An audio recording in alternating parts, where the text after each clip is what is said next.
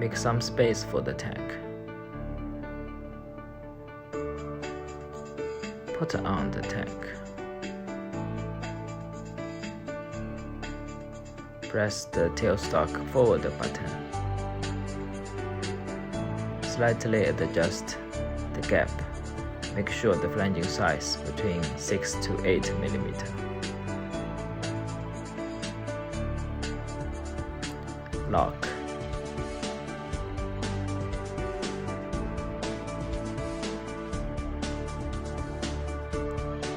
Switch to automatic mode. Press the start button.